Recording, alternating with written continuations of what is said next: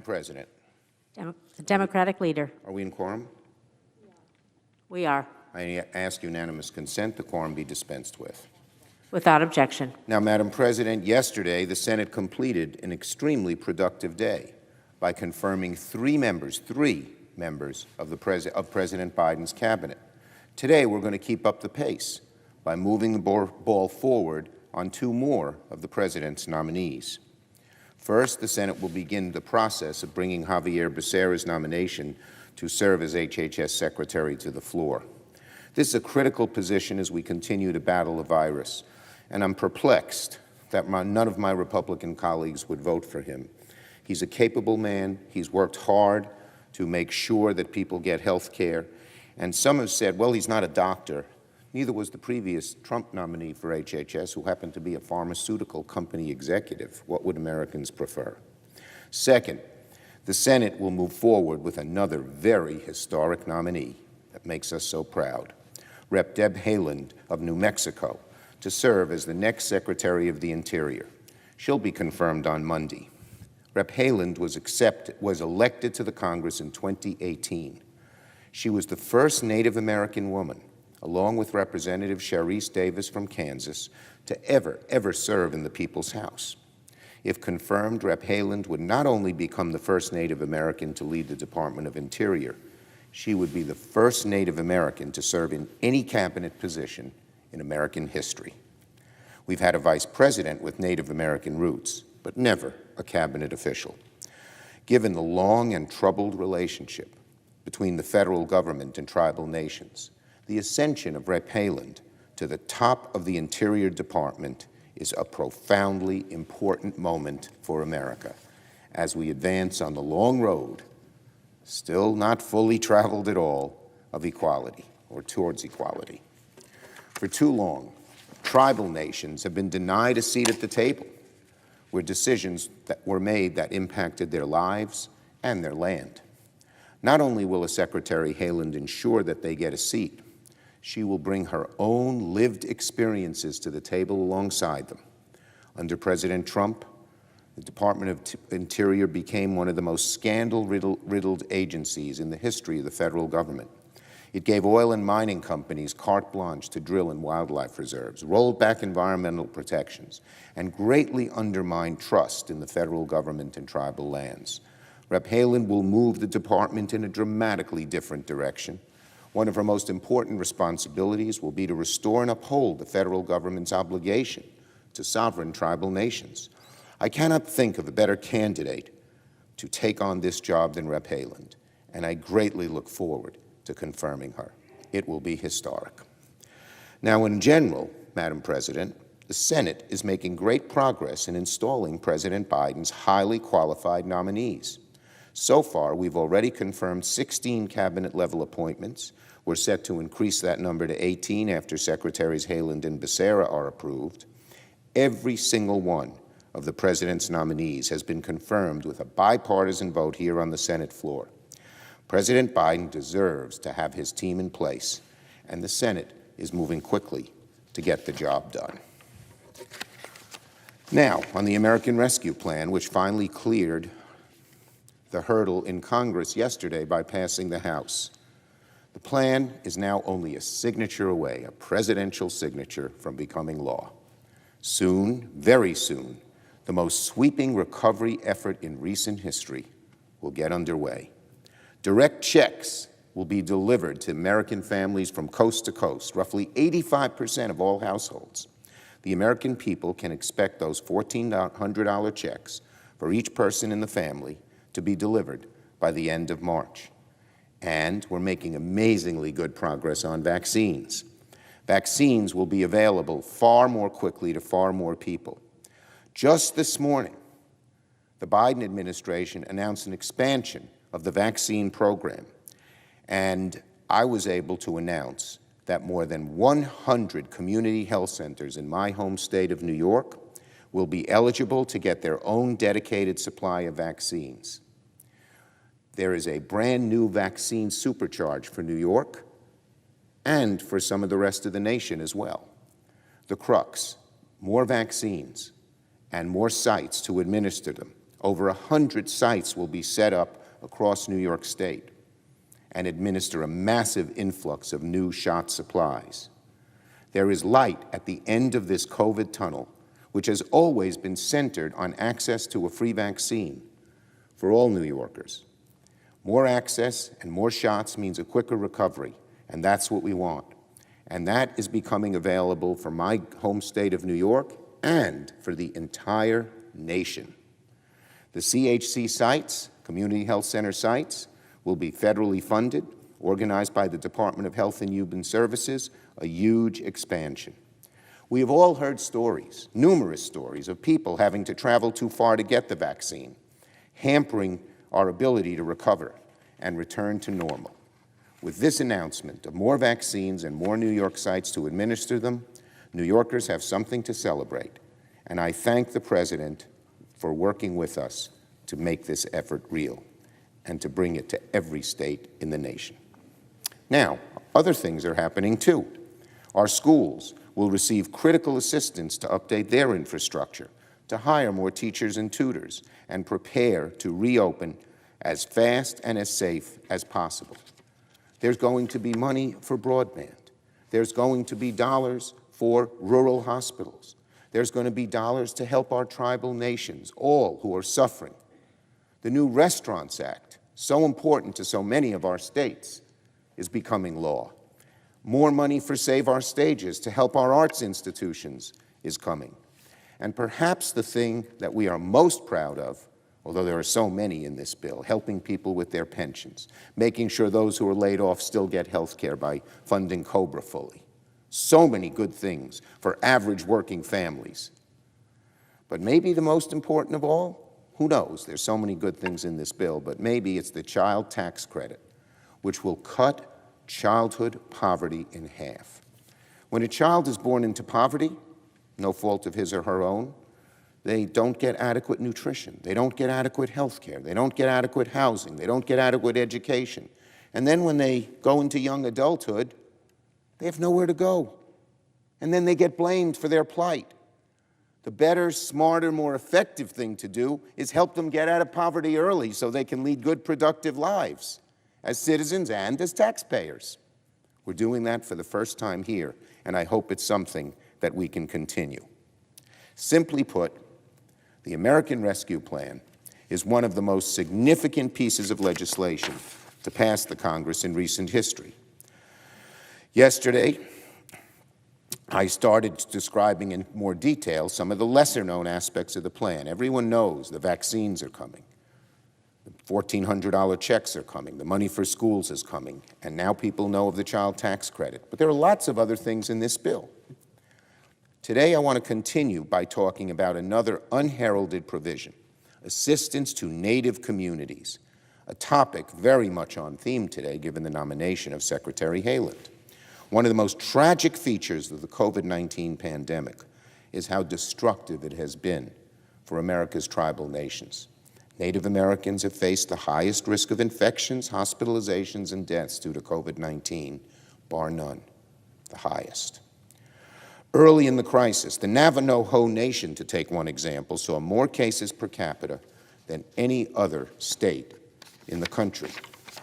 Decades of an unraveling social safety net, declining economic opportunity, an overburdened health system, and the failure of the federal government to honor its trust obligations to American tribes left Native communities unequipped to handle the crisis.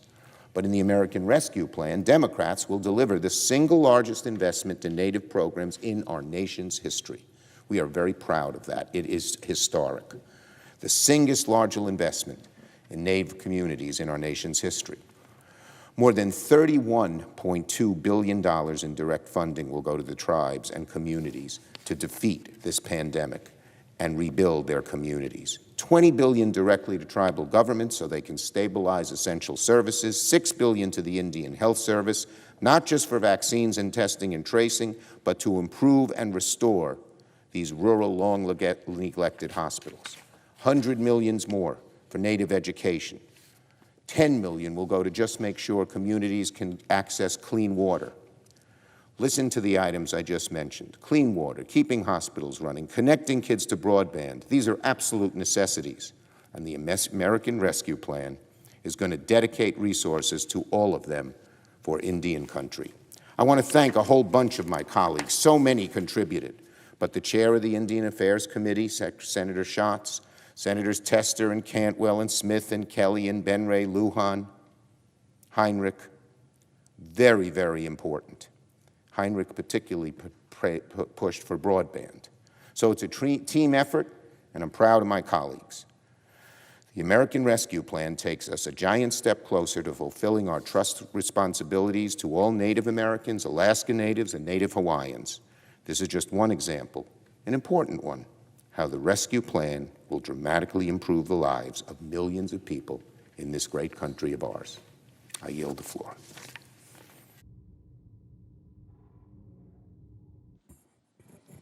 The clerk will call the roll. Ms. Baldwin.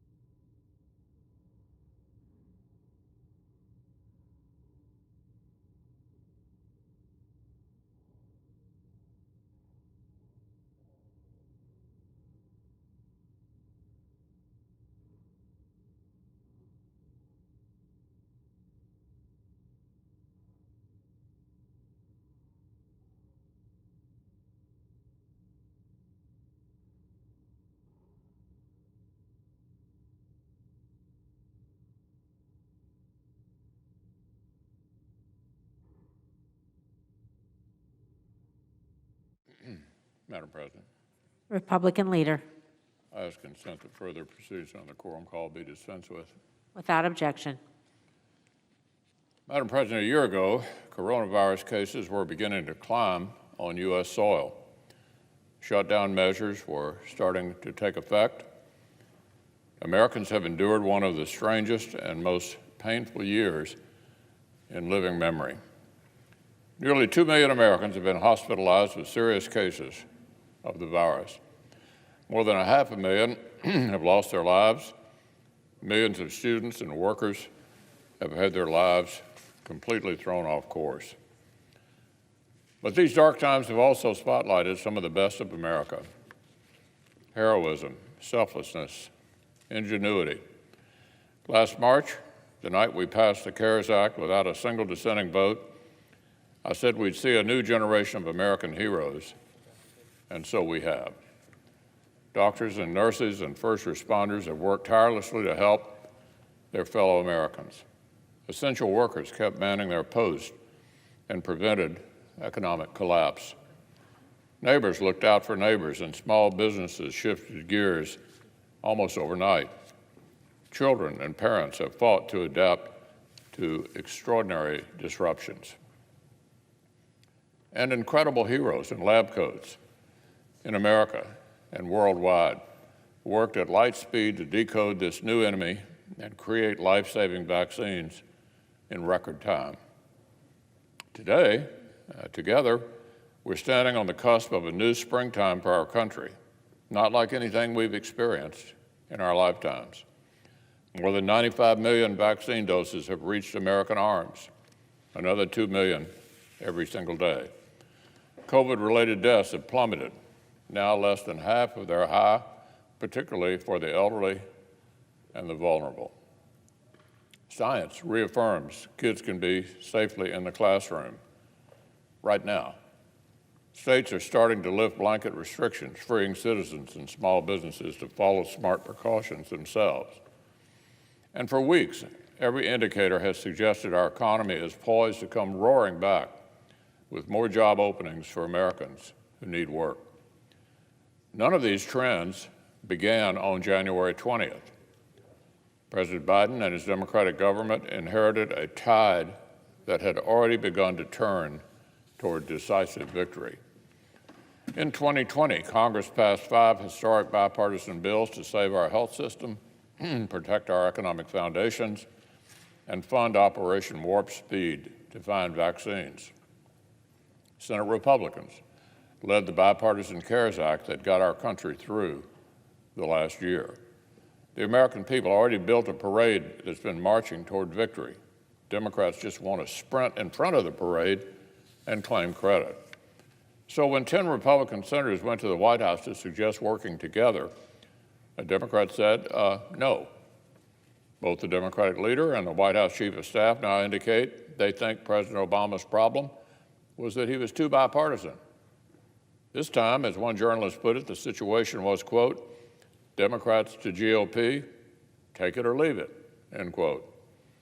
The it that we're talking about here was a bill that only spent about 1% on vaccines and about 9% on the entire health fight. The rest of the tab went to things like this: a $350 billion bailout for state and local budgets unrelated to pandemic needs, with strings attached to stop states from cutting taxes on their own citizens down the road. Take the money, you don't get to cut taxes. Massive federal school funding spread over several years without requiring quick reopening. Sweeping new government benefits with no work requirements whatsoever. A time warp to the bad times before bipartisan welfare reform, which Democrats already say they want to make permanent. And agricultural assistance conditioned not on specific financial need, but solely on the demographics of the farmer, which some liberal activists are celebrating as reparations. Only about 20% of the spending went to $1,400 direct checks to try to and keep all of the unrelated socialism out of the spotlight. This wasn't a bill to finish off the pandemic. It was a multi-trillion-dollar Trojan horse full of bad, old liberal ideas. President Biden's own staff keep calling this legislation, quote, the most progressive bill in American history. Hardly the common sense bipartisanship that the president promised. So we pause today at the one-year mark to remember and to mourn. But we also look with great optimism toward the future. 2021 is set to be an historic comeback year, not because of the far-left legislation that was passed after the tide had already turned, but because of the resilience of the American people.